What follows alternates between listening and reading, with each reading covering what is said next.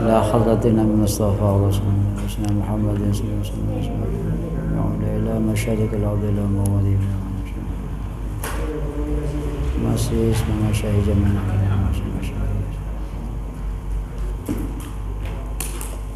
الفاتحة. أعوذ بالله من الشيطان الرجيم. بسم الله الرحمن الرحيم. الحمد لله رب العالمين الرحمن الرحيم مالك يوم الدين إياك نعبد ونستعين اهدنا المستقيم صراط الذين أنعمت عليهم غير المغضوب عليهم ولا الضالين. بسم الله الحمد لله والصلاة والسلام على رسول الله وعلى آله وصحبه ومن والاه. سبحانك لا علم لنا إلا ما علمتنا إنك أنت العليم الحكيم. رب اشرح لي صدري ويسر لي أمري واحلل عقدة من لساني يفقهوا قولي. قال المصنف رحمه الله ونفعنا بعلومه وأسراره وخصوصيته في الدارين آمين. إلى أن قال ويبعث الله يأجوج ومأجوج من كل حدب ينسلون. Malam ini kita akan melanjutkan tanda-tanda kiamat kubra yang ke-9, yakni tentang kisah Ya'juj dan Ma'juj. Yang ke-9 dan insyaallah yang ke-10 nanti terakhir, dan kita akan masuk kepada pembahasan yang lain. Wa yab'atsullahu Ya'juj wa Ma'juj min kulli hadabin yansilun, dan Allah mengeluarkan Ya'juj dan Ma'juj min kulli hadabin, dari setiap penjuru bumi, yansiluna hale berjalan cepat. Jadi Ya'juj dan Ma'juj ini suatu ketika akan dikeluarkan oleh Allah. Al-Quran banyak menjelaskan tentang cerita Ya'juj dan Ma'juj, diantaranya dalam bagian akhir dari surah Al-Kahfi. Wa yas'alunaka anil qarnain qul sa'atlu minkum alaihi dzikra, dari ayat 83 sampai 99. Hatta idza balagha bainas saddain wajada min duhuma qauman la yakadun yafqahuna qawla qalu ya dzal qarnain inna Ya'juj wa Ma'juj mufsiduna fil ardi fahal naj'aluka kharjan ala an taj'ala bainana wa bainahum sadda. Jadi ada kisah di dalam surah Al-Kahfi itu bahwa ada seorang raja namanya Dzulqarnain. Ini biar nyambung nanti karena bacaannya agak sulit ini dan harus diberi pengantar kisah di dalam surah Al-Kahfi nanti. Dzulqarnain ini ulama khilaf apakah seorang nabi ataukah seorang soleh yang juga sebagai raja. Banyak penafsirannya. Ada yang mengatakan beliau ini adalah seorang raja agung Alexandria, raja agung Alexandria dari Macedonia, Mesir. Ada yang mengatakan seorang raja yang sangat bijaksana dan besar kekuasaannya di negeri Cina, dari kalangan Cina. Tapi beliau inilah yang kemudian mengerangkeng Ya'juj dan Ma'juj ini atas permintaan dari sekelompok orang, sekelompok masyarakat yang diganggu oleh Ya'juj dan Ma'juj. Hatta idza balagha bainas saddain wajada min dunihima qauman la yakaduna yafqahuna qawla. Dalam perjalanan menaklukkan dunia, Dzulqarnain ini sampai kepada di antara dua bukit, dua gunung besar, yang di sana ketemu dengan sekelompok orang, sekelompok masyarakat yang hampir tidak bisa dipahami bahasanya. Ini katanya Cina, dataran Cina kan. Cina itu kan hampir bahasanya tidak bisa dipaham. Tulisannya pun juga begitu. Ini ada banyak ahli sejarah yang menulis, termasuk salah seorang peneliti dari Mesir. Ada bukunya, judulnya Ya'juj dan Ma'juj, agak tebal buku. Sehingga tembok Cina itu diduga itu adalah merupakan Dzulqarnain yang dulu pernah mengkerangkeng kelompok perusak yang namanya Ya'juj dan Ma'juj ini. Dan nanti sampai waktunya, fa idza jaa wa'du rabbi ja'alahu dakka wa kana wa'du rabbi haqqan. Sampai satu ketika nanti benteng kokoh itu yang dibuat oleh Dzulqarnain dari adonan besi dan baja itu nanti akan retak, dekka dan pecah. Disitulah nanti Ya'juj Ma'juj akan keluar dari sarangnya dan akan menghabiskan segala apa yang ditemui. Bedanya dengan Dajjal, kalau Dajjal itu hanya membunuh orang yang tak mau beriman kemarin. Kalau ini enggak, apapun yang dilewati akan dihabisi. Nanti akan dilihat sejarahnya dalam hadis, sungai-sungai besar sekali minum habis. Karena ini banyak sekali bala tentaranya. Ini dikerangkeng oleh Dzulqarnain yang beliau diminta mau dibayar. Inna Ya'juj wa Ma'juj mufsiduna fil ardi, kata mereka, bahwa Ya'juj dan Ma'juj ini merusak di muka. Fahal naj'aluka la kharjan, fahal naj'alulaka kharjan. Apakah kami perlu menyiapkan biaya ongkos untuk engkau, ala anta ja'ala bainana wa bainahum sadda, agar kami dan mereka dibuatkan benteng? Tapi apa jawabnya Dzulqarnain? Qala ma makan ya rabbi fa'inuni biquwatin ajal baina. Tidak usah, saya sudah dikasih karunia kekuasaan oleh Allah, yang penting siapkan bahan saja.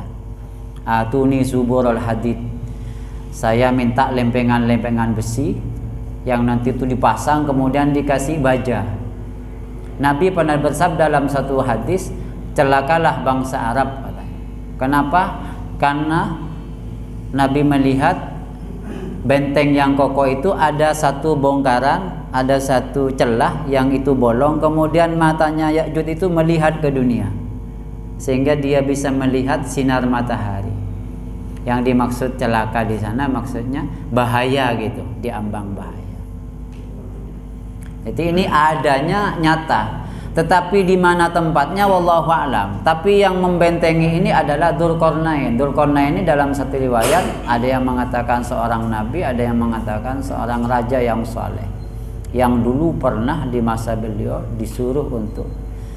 Banyak memang penafsir, ada yang bilang ini tentara Mongolia dan Tartar, anak buahnya ini. Ada riwayat mengatakan satu orang akan melahirkan 1000 anak langsung mati, saking banyaknya. Tetapi oleh Ibnu Ashur dalam tafsirnya At-Tanwir ditolak itu. Tafsir-tafsir bahwa dia Raja Alexandria dan segala macamnya. Serahkan kepada Allah, tapi wujudnya Ya'juj dan Ma'juj itu ada. Karena disebut dalam hadis-hadis sahih.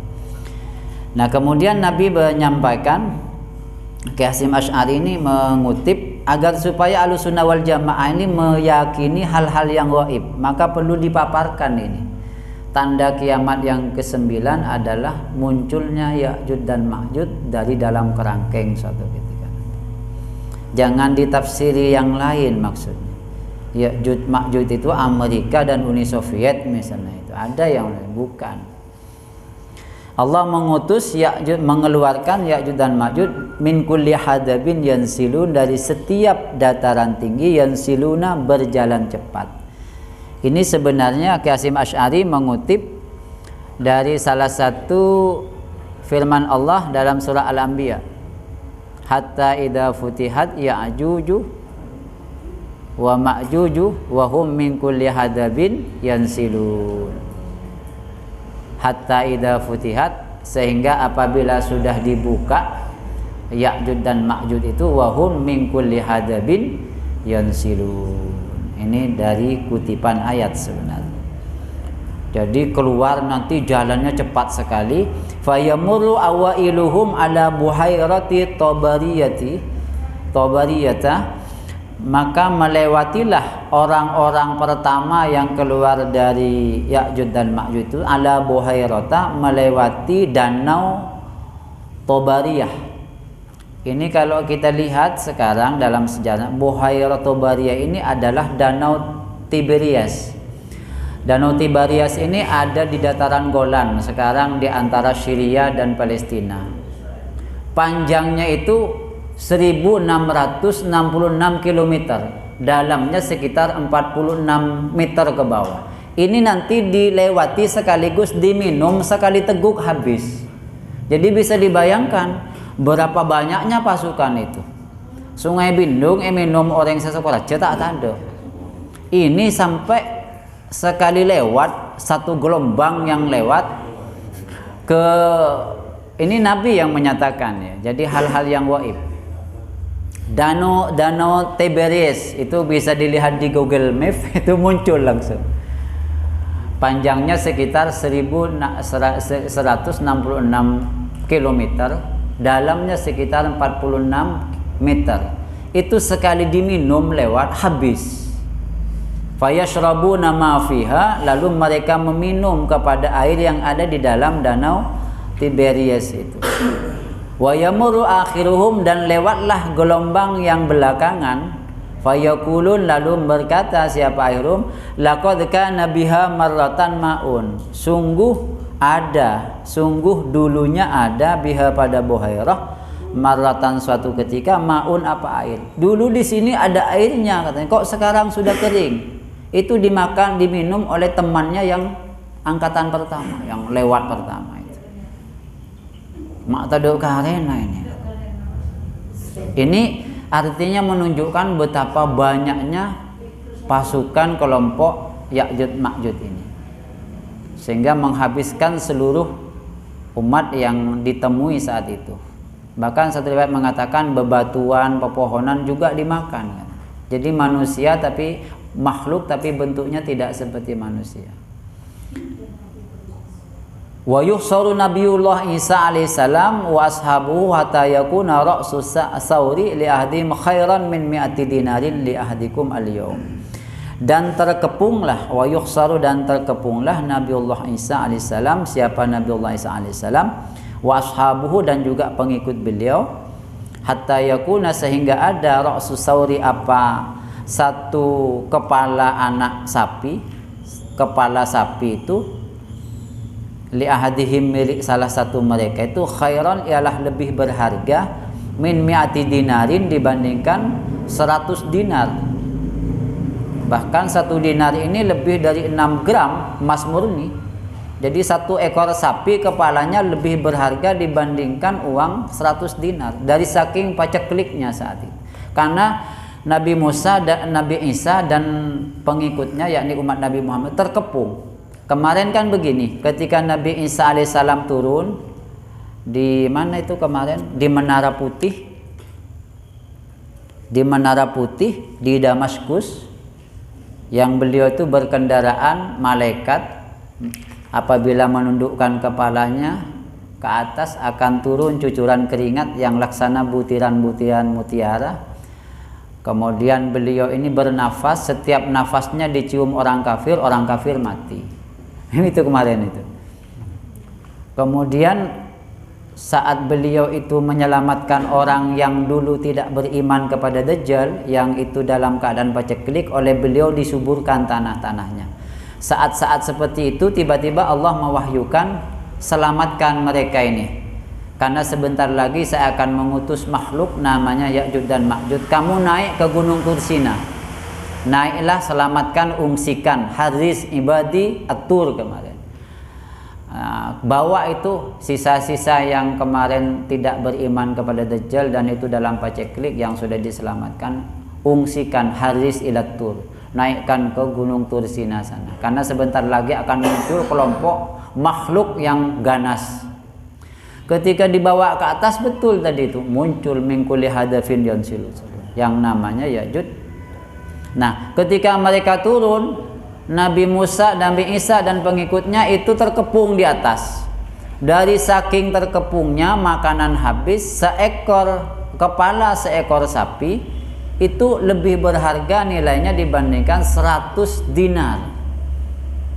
Ini kalau diuangkan 100 dinar ini ratusan juta. Berapa? Kibokon banyak nah. Tak Mustafa. Nah, dalam kondisi terkepung seperti itu, dalam keadaan kesusahan, nah, fayarghabu Nabiullah Isa wa ashabuhu, lalu berdoa. Yarghabu di sini berdoa maksudnya. Karena ini Nabi Isa juga tidak bisa melawan makhluk ini. Jadi beliau hanya mengandalkan doa. Setelah beberapa waktu lamanya, Nabiullah Isa kemudian mengeluarkan salah satu mukjizatnya ini, berdoa, wa ashabuhu, dan juga sahabat-sahabatnya. Fayursilullahu alaihim al-anafah min riqabihim. Lalu Allah mengutus siapa Allah, alaihim, untuk membinasakan Ya'juj dan Ma'juj, mengutus al-anafah, al-naghafah kepada serangga. Ini anaf, ini naghaf, ini ada yang memaknai serangga semacam ulat, kayak ulat, fi riqabihim, yang ada di leher-leher mereka. Badan mereka kemudian dikerumuni serangga. Tapi setelah beberapa lama nih, setelah dunia kacau balau, dalam riwayat ini yang tak selamatkan banyak, karena yang diselamatkan Nabi Isa ini terbatas. Jadi yang lain itu udah jadi korbannya Ya'juj dan Ma'juj. Lalu setelah Nabiullah Isa berdoa, Allah menurunkan virus corona, maka matilah Ya'juj dan Ma'juj. Mereka naghab, ini semacam serangga yang seperti ulat. Fayusbihuna, memang Allah kalau ingin, padahal ini Ya'juj dan Ma'juj ini tidak bisa dilawan siapapun, tapi Allah ingin melihat mereka itu kecil mana. Ibri'in ola kun berak. Seperti Namrud itu tidak bisa dikalahkan siapapun, oleh Allah hanya diberikan nyamuk yang masuk ke dalam hidungnya lalu ke otaknya, lalu dimakan mati. Melawan nyamuk mati, padahal nyamuk tepak mati itu. Tapi Allah ingin menampakkan kehebatan kamu itu hanya selesai oleh nyamuk. Padahal nyamuk kita tepak cukup itu mati. Ini juga seperti ini. Allah tidak mengeluarkan yang hebat-hebat, cukup kecil, serangga-serangga saja. Fayusbihuna farsa, maka jadilah mereka Ya'juj dan Ma'juj ini farsa, bergelimpangan, mati, yakni farsa ini yakni mauta. Kamauti nafsin wahidatin, seperti matinya satu orang. Jadi bergelimpangan sekaligus mati. Summa yahbitu Nabiullah Isa alaihissalam wa ashabu ilal ardi, kemudian turunlah siapa Nabiullah Isa alaihissalam dan sahabat-sahabatnya ini turun ilal ardi, ke bumi, dari gunung turun ke bawah. Fala yajiduna fil ardi mawdi'a shibrin illa ma la'azahmuhum wa nadhum, maka tidak menemukan Nabiullah Isa dan sahabatnya fil ardi, di muka bumi, mawdi'a shibrin, sejengkal tanah pun, illa ma la'ahum, melainkan memenuhi kepada shibron, kepada mawdi'a shibrin, zahmuhum, apa bangkai mereka, wa nadnuhum, dan busuknya, bau busuknya mereka. Dunia ini penuh dengan bangkai dan bau busuk, karena tadi jutaan. Nah, ketika busuk, bau bangkai seperti itu, banyak bangkai dan bau busuk, gimana? Fayarghabu Nabiullah Isa alaihissalam, maka berdoa siapa Nabiullah Isa alaihissalam wa ashabu, dan sahabatnya, ilallahi, kepada Allah. Doa bagaimana mengatasi bangkai dan bau busuk ini. Fayursilullahu tayran ka'anakil bukhti, lalu Allah mengirimkan kepada burung-burung ka'anakil bukhti, besarnya seperti leher-leher onta. Jadi burung onta, burung yang sangat besar, yang bisa bawa bangkai ini.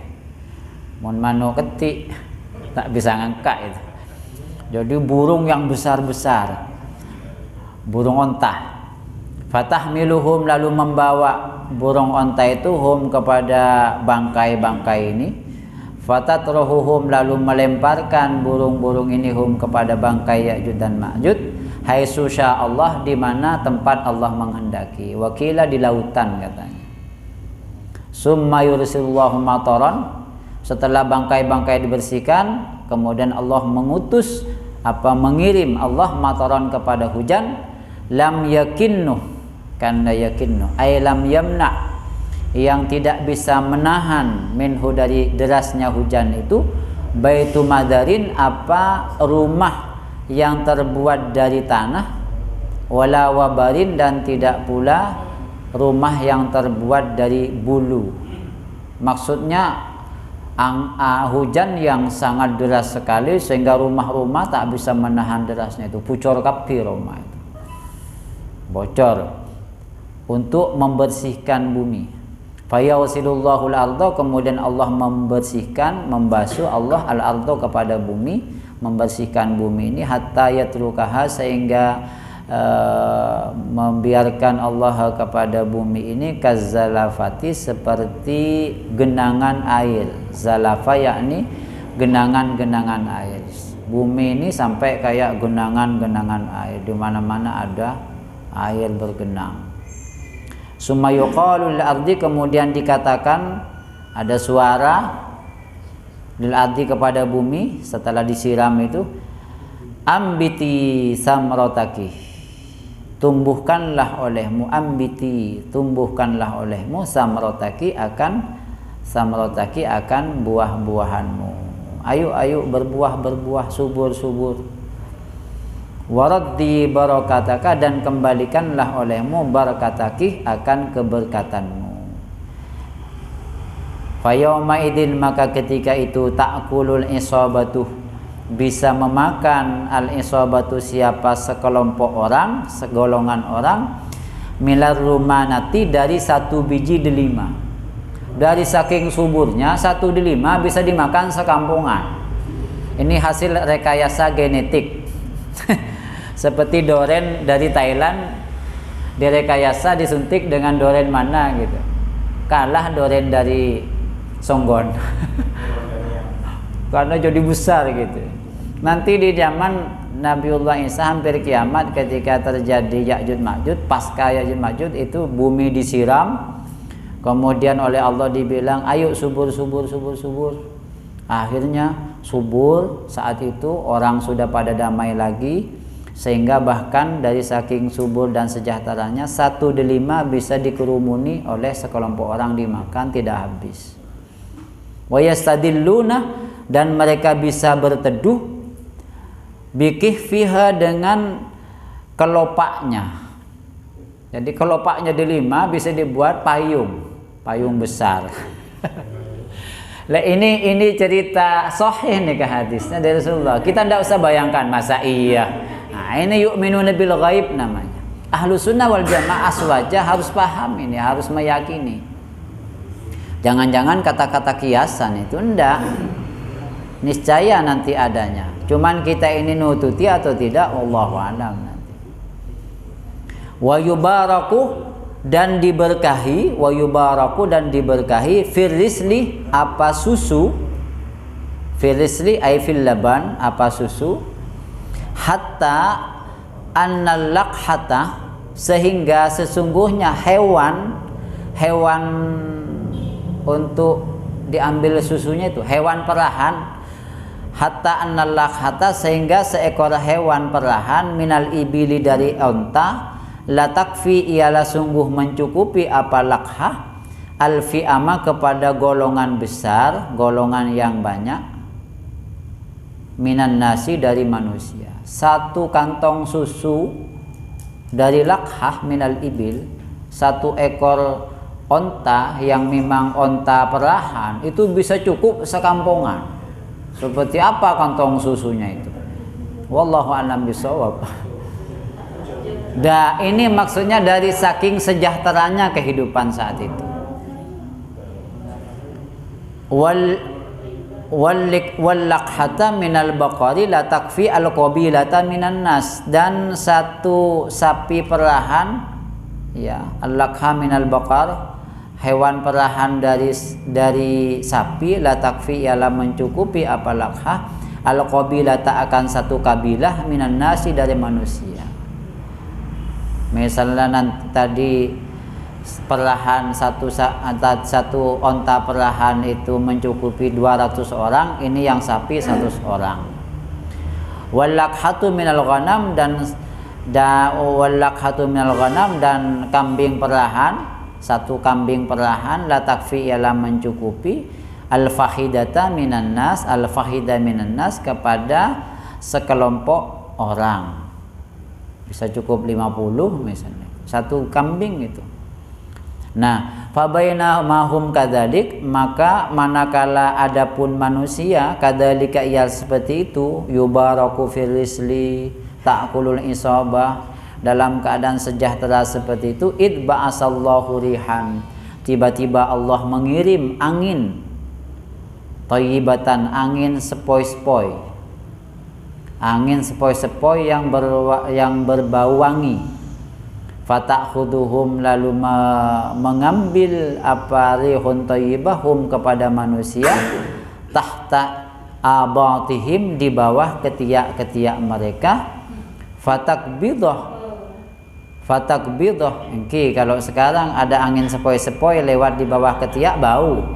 Kalau ini baunya harum justru. Allah memunculkan angin dari bawah ketiak-ketiak mereka, tapi baunya harum, nanti terisap, dan itu kemudian menjadi penyebab kematian mereka. Ini orang-orang yang beriman maksudnya, sehingga wafatnya dalam keadaan menghirup bau harum, kayak model ngefly gitu.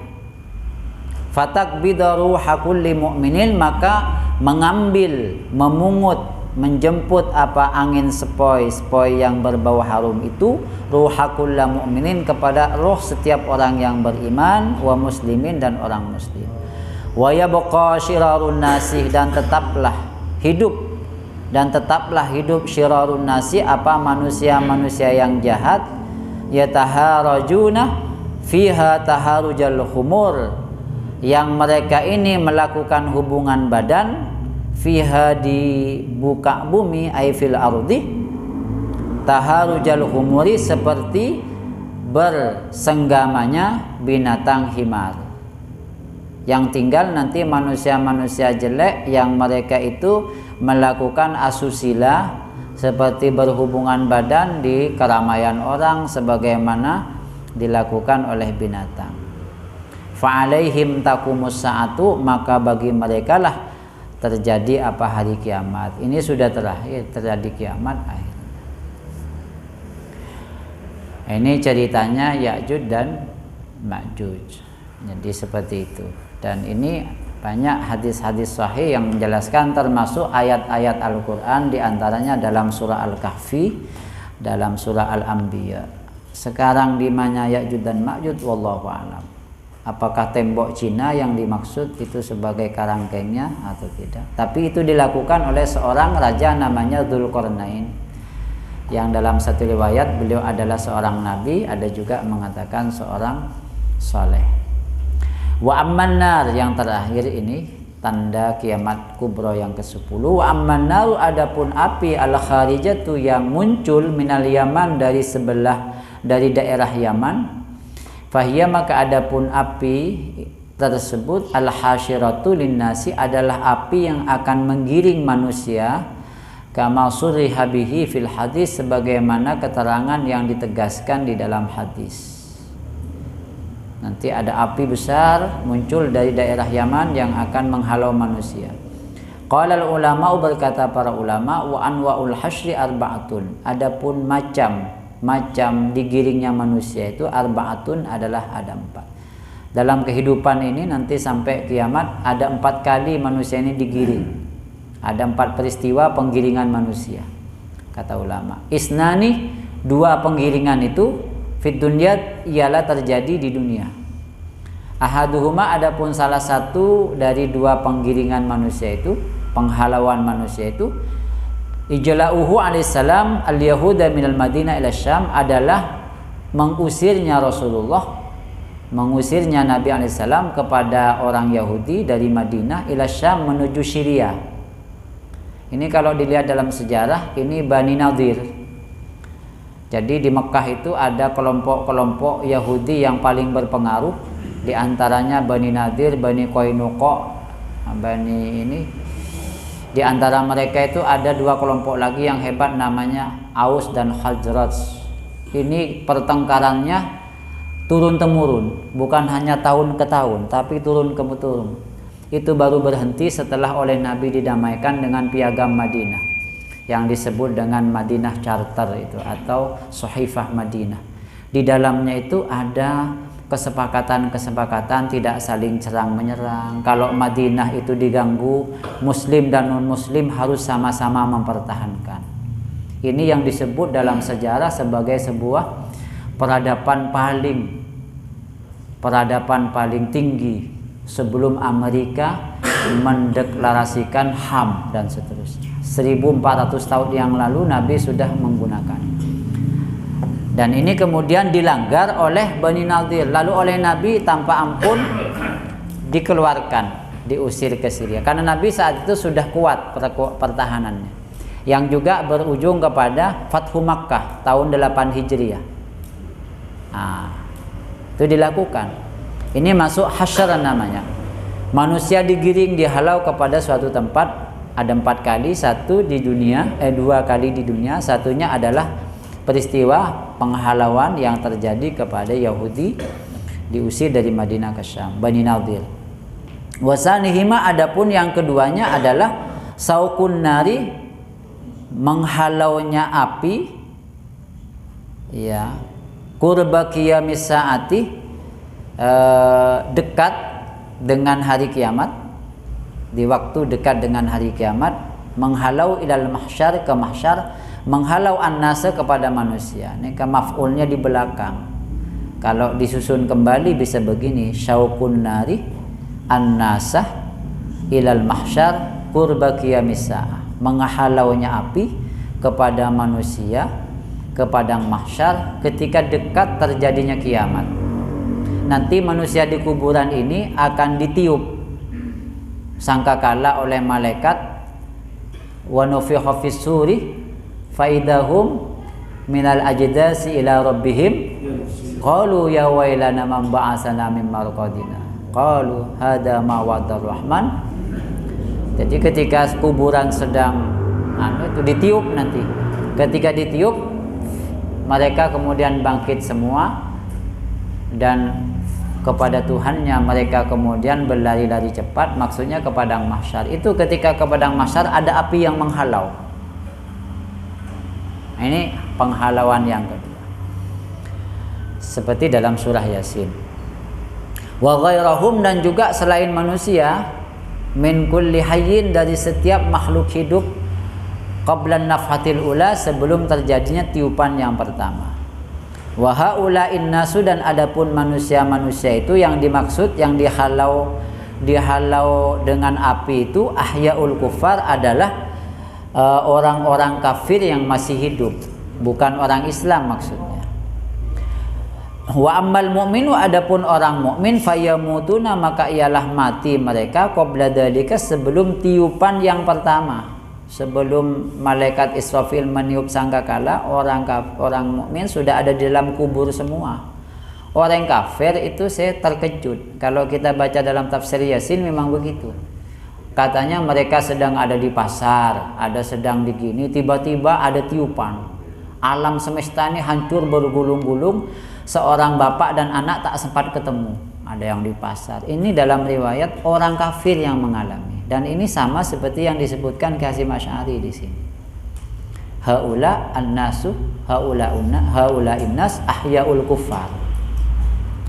Nah, setelah tiupan itu kemudian mereka dihalau dengan menggunakan api ke padang mahsyar. Mon orang Islam bangkit dari kubur, dihalaunya enggak, dihalau santai gitu.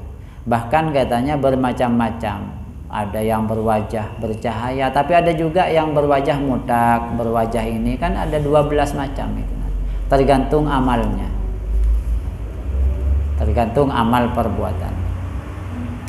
Adapun orang mukmin maka sudah wafat qabla dzalika, sebelum tiupan yang pertama, birihin layinatin, dengan tiupan angin yang lembut. Tadi kan ada tiupan angin lembut, sepoi-sepoi yang berbau harum.